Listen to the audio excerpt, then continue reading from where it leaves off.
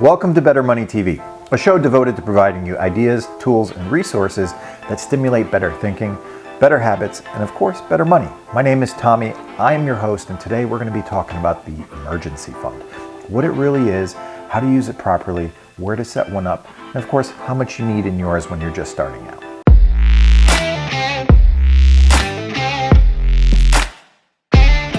Now, let me preface this by saying that I truly wish that money didn't hold the social importance that it does.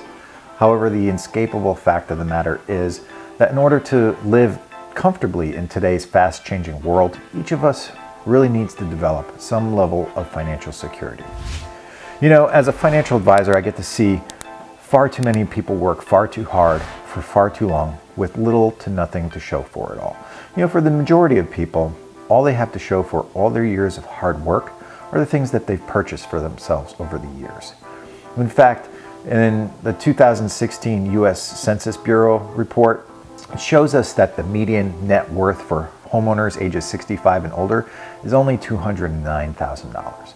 Now, if you were to remove their house from that figure, it would only be about $64,000. The median best represents the middle point, where half of the households have more and half of the households have less. Whereas in a mathematical average, your top 1%ers in the country would kind of greatly skew those numbers. Now, I consider emergency fund to be one of the three money buckets required to build wealth. Now, if you want to learn more about the three money buckets that help build wealth, I will put a link in the show notes below and you can go watch that video. But for me, wealth is a number more than it is a dollar figure. It's a number that represents the number of months that I can live without having to work a job. Unfortunately, you can't build wealth for yourself if your solution to every financial problem is to resort to debt and to liquidate all your savings and investments that you've worked many years to build. So let's begin. What's an emergency fund? You know, an emergency fund is a bank account earmarked for larger, unexpected expenses that you just can't pay for out of your income. The key word here is unexpected. Now, let me share with you a few examples on how people use emergency fund money. You can use emergency fund money to replace loss of income, right? You still need to pay your groceries, your utilities, maybe your rent. Car repairs prohibiting you from commuting to work because going to work is important. You need to get that income coming in. For expenses related to a death or illness of a loved one, which a lot of people don't know. So yeah, you know, if you have a death of a loved one or someone's really sick and critical and they're very important in your life, use your emergency fund. You know, pay for that flight, pay for that hotel, and have no regrets, okay? Also, events leading to unsafe living conditions, maybe a water heater blew, maybe you have a leak in a roof, those need to get repaired. Maybe you need to repair or replace a broken appliance such as a refrigerator, washer, dryer, maybe a microwave, and of course any other unexpected bills that you just can't pay through your own cash flow. Medical bills might be up there, tax bills might be up there, property taxes. There's a lot of situations in which that you should use your emergency fund money, and I can't explain them all here, all right? But here are some other examples of non-emergencies. These are expenses that people, or ways that people use emergency fund money that isn't really used right.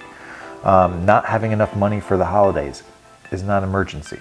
Holidays come same time every year, guys. You have more than enough time to kind of save for it.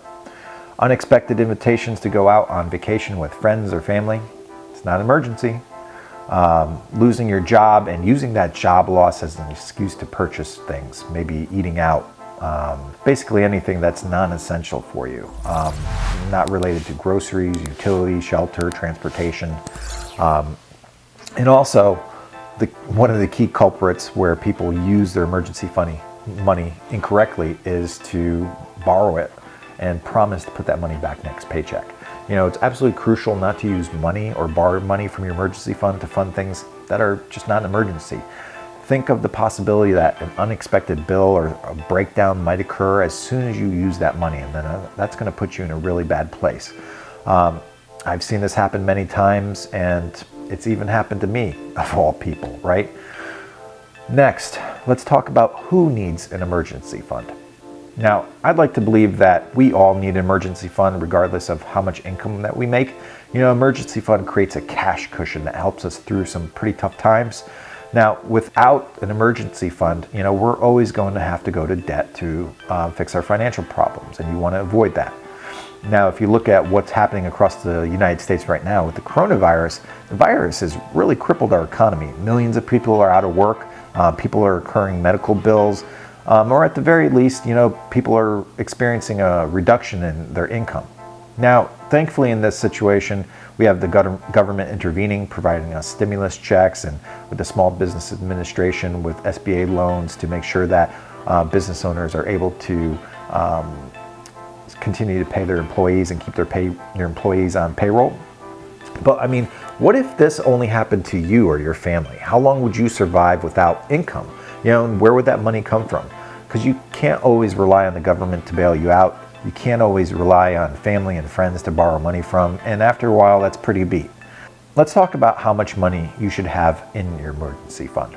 Now, a short answer here is you need a minimum of $1,000 in any starter emergency fund.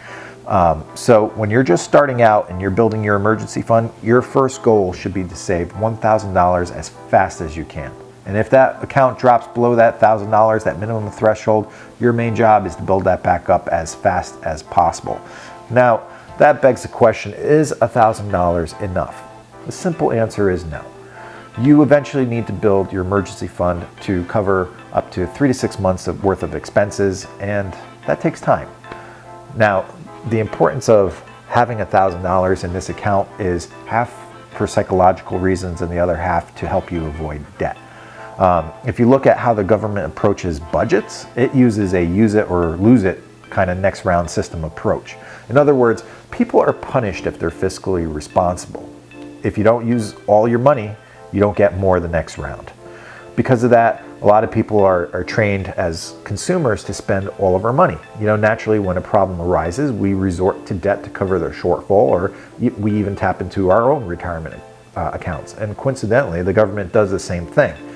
Currently in the US, the national debt is $24.5 trillion, trillion with a T, and our government is dipping into federal retiree programs to help fund operations.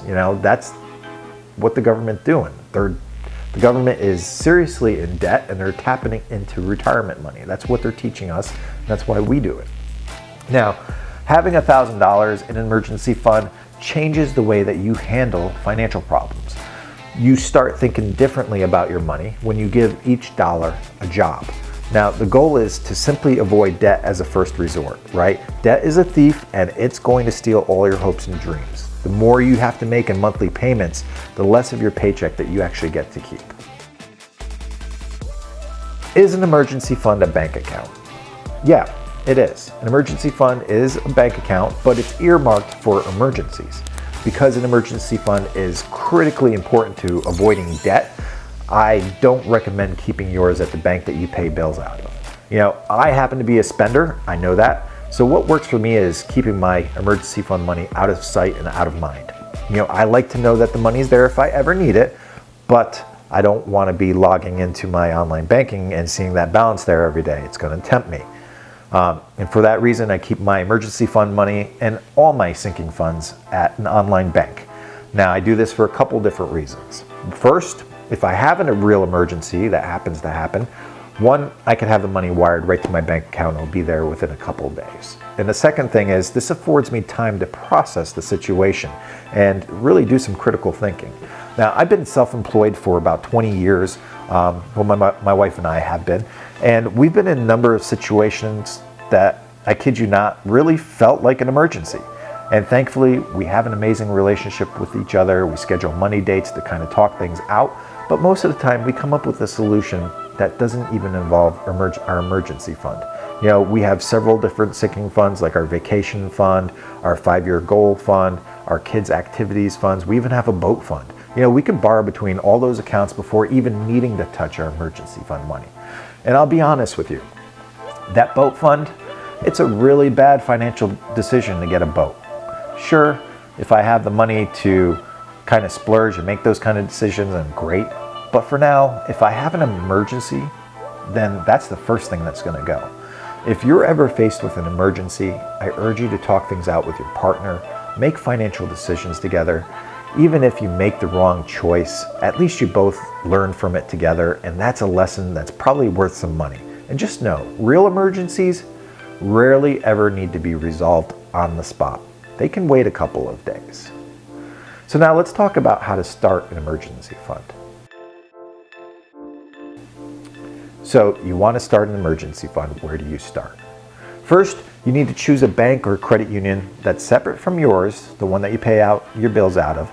As I mentioned earlier, I recommend online banks. They have no minimums, no monthly fees, and they typically offer higher interest rates on savings and money market accounts. Some even offer interest on checking accounts, which is really unheard of. If you already have an emergency fund at a local brick and mortar bank, I leave it up to you to decide whether you want to keep it there or move it to an online bank. But I do suggest that you chop up any kind of debit cards that you receive. You want to add extra steps, if not extra days, to try and access this money to provide you the time for critical thinking about your emergency. Next, you need to figure out how you're going to fund your emergency fund money, because what good is an emergency fund with no money in it, right?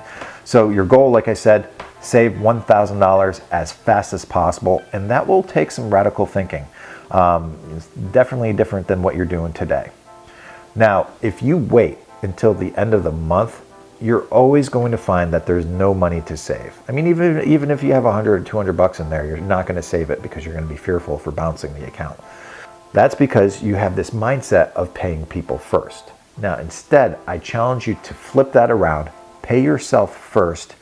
And paying yourself first is where you're taking a portion of your paycheck and you're actually adding it to your emergency fund before you make any payments to anybody else. You know, not only is this a practice required to build your emergency fund, but it's also required to build wealth. But it does take some budgeting.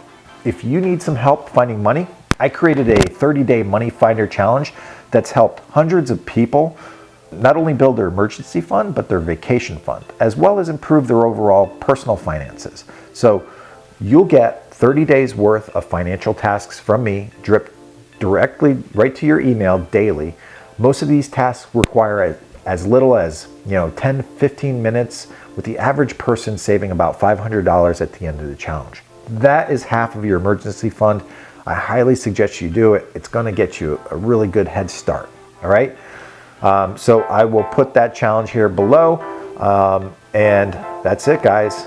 I hope that you've learned a lot about this emergency fund thing. It's crucially important to your life. Go get it. All right. Until next time, take care of it.